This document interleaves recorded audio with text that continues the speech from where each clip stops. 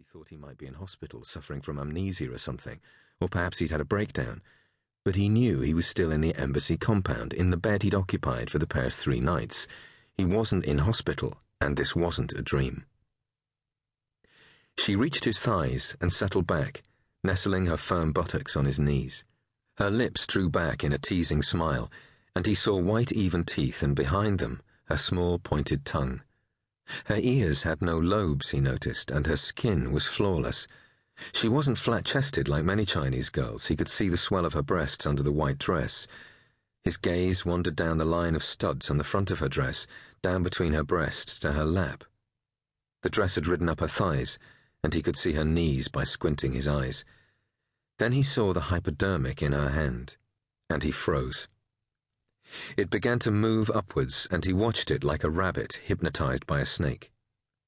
The girl held it in front of her face, needle upwards. In her other hand, she held a small vial containing a colourless liquid, which she pushed onto the needle and extracted fluid from. The man groaned and began to buck up and down and rock from side to side. The girl gripped him tightly with her thighs as if riding a horse. Then she slid up his body until she was sitting on his groin. The dress rode higher up her legs, and he caught a glimpse of suspenders and white lace panties. She finished filling the syringe, and then popped the empty vial into her breast pocket.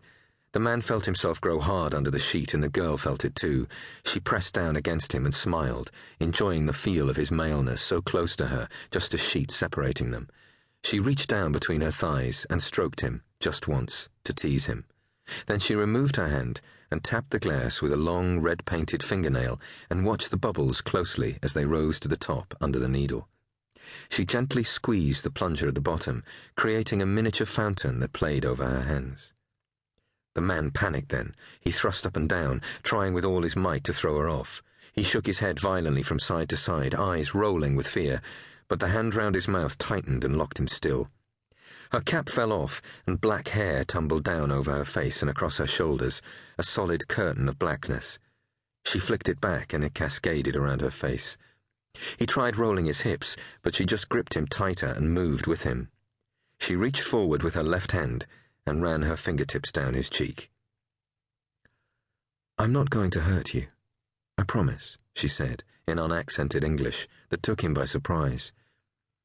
He began to sob quietly, but lay still, and then she leant forward and injected the contents of the hypodermic into his right arm.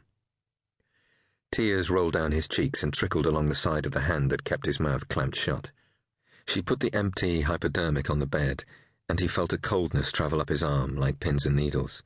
She moved forward, placed her hands on the pillow and kissed him softly on the forehead.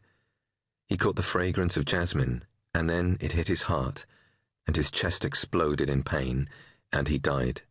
No sound, because his jaw was still locked tight. The girl shuddered, either with pleasure or relief, and then slid off the bed, gathering up the hypodermic and replacing it in the bag. The men arranged the dead man's arms under the sheet, and then the 3 left the room, as silently as they'd entered it just 3 minutes earlier.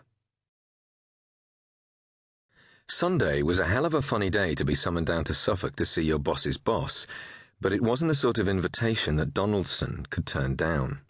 In fact, invitation was the wrong word. He'd been ordered down by Gray, even though the order had come in a very obtuse form. Gray was his normal, soft-spoken self on the phone, but there had been no doubt in Donaldson's mind that something was worrying the man. When Donaldson took the call, his first thought had been that he was about to be sacked, that the latest round of positive vetting had uncovered his little secret.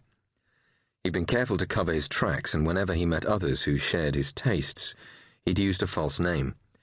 But these days, you could never be sure. It was always a risk, and perhaps it was the possibility of being caught that added to the excitement. But Gray had simply said that he'd needed his help and that it was something that had to be dealt with out of the office. He'd been given quite a complicated set of instructions to follow to reach the house, and once he'd left the main road, he'd had to stop a couple of times to read the scribble he'd jotted down on the back of an internal memo. It had rained for a while, which hadn't helped. It was the height of summer, but the weather owed more to November.